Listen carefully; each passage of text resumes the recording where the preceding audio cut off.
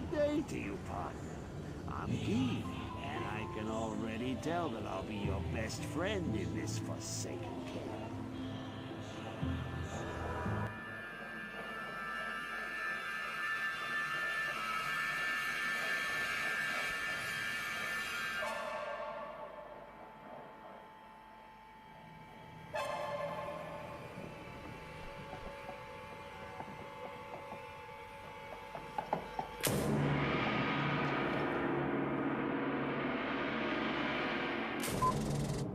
Hey guys, Wheat Solo here, aka the Skeleton King. So we are in the Season 8 beta, I believe, and there's something I want to point out real quickly. There's been a nice change to the way Desecrate pools work. They will now only stay present for 16 seconds. Now, I think this is just a buff, even when it comes to just summoning mobs, because you can actually go back to areas that you went over before and then just redesecrate on them instead of having to move further and further away.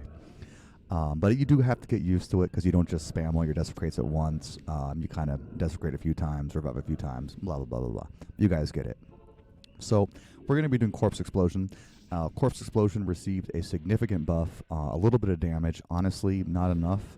The damage is still...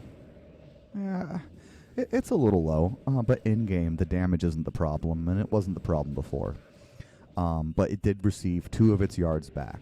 Now, I believe Corpse Explosion used to be slightly over 14 yards, but maybe I'm crazy, like 14.6. But again, I might be stupid. Regardless, right now it's at 12 yards, and 12 yards compared to 10 yards is a huge, huge deal.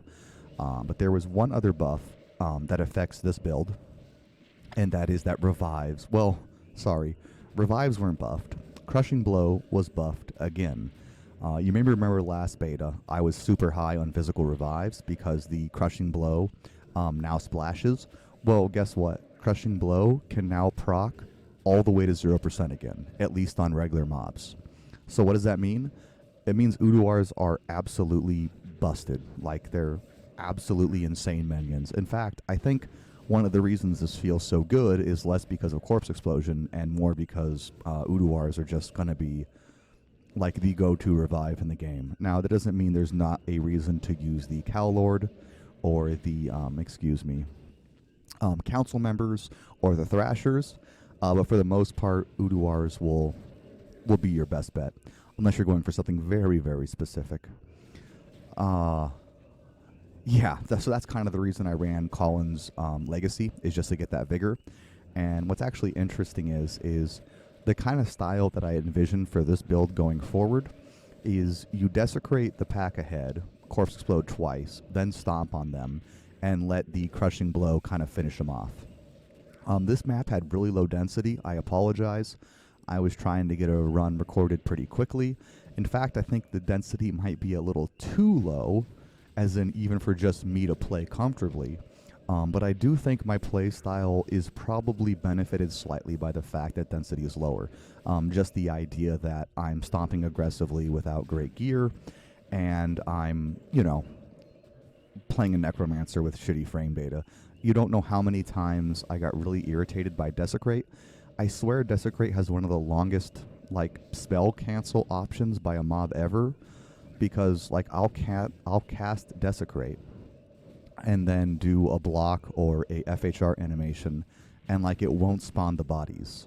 So I don't know if it's a 2-step cast, but it feels like it's one of the worst casts in the games when it comes to the consistency on it. Maybe it's just a lag thing on my end. My ping spiked a few times and I was playing usually around 200, and so I don't know, maybe I'm just crying and complaining. So anyways, how easy was the map? Pretty easy. There was one caveat. It had drain life, not a big deal. But it can affect the revives, and mainly only when they're poisoned. All basically NPCs have great replenish life, but the problem is when they're poisoned, they don't get that, what's the word for it?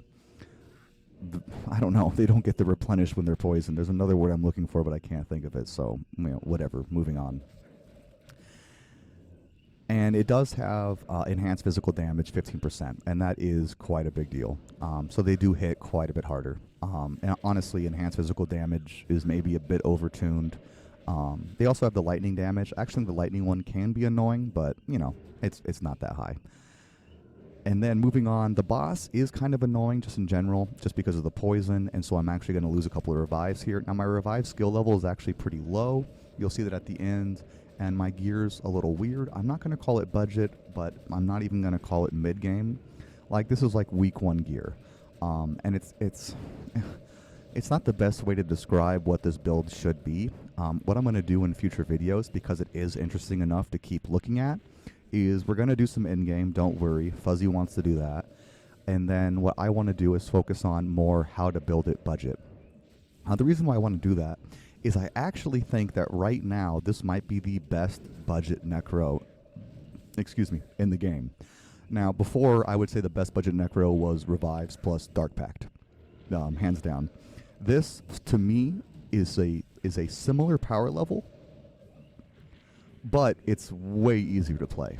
Now, I actually think Dark Pact is easier to play than people give it credit for once you get used to it, especially the budget version where you actually cast less curses and you rely more on your minions to either do damage or cast curses for you. But regardless, it's still more complicated than cast Desecrate, do Corpse Explosion. So don't worry, I'm going to give you all the information, at least that I think would be the best way to go to make a budget Necro work. Basically things like magic rare crafted wands, magic rare crafted shields. There are some rune wards to look out for. For instance, white sucks, but if you get a +3 Corpse Explosion 2-socket white wand, then all of a sudden white seems pretty good. In fact, white's going to be way better than the item I'm using right now, which is Hexfire. Now, what about for shields? Vigor is love, Vigor is life, but it's a whole slot, and there's some great rune words for necromancers because of the head is a class item, and then we can use Splendor or Rhyme. And those are just ridiculously overtuned rune words. One gives skills, and the other gives CBF, and they're both highly valuable things early on. Because if you don't have CBF, you feel like slitting your throat. It's actually awful. I didn't do that. I just have like a Hexfire, Collins, Shaco, K. Jurgens. I apologize. I know some people aren't happy about those being considered budget, and I wouldn't call them budget, but it's definitely, after a week, Shacos get pretty cheap. And I don't even think a Shaco necessarily is your best bet for this build, but again, I didn't want to roll circlets, and I didn't want to deal with anything else. The gloves are a Mage Fist that is pretty good. Rings are bad, and I do have an Iraq Mesh, and that's because I wanted to hit the 75 FCR breakpoint, and you don't need an Iraq Mesh to hit the 75 FCR breakpoint if you're using rare magic crafted or rune words for your weapons and your shield. Now, also, I have full skillers Annie and Torch. Amaras, I'm sure people aren't happy about that either. I apologize. I just didn't want to deal with rolling things. I put basically tiers and ums and everything, and I didn't even do all of my quest, so I'll show that in a bit. So do I need this many tiers? No. If you looked at my mana, I was completely fine. The one thing I would say is a problem with my gear setup as is having all of the life skillers that I do allowed me to go max energy. And so that I don't think would be necessarily quite as much of an option, and bone armor is very, very nice.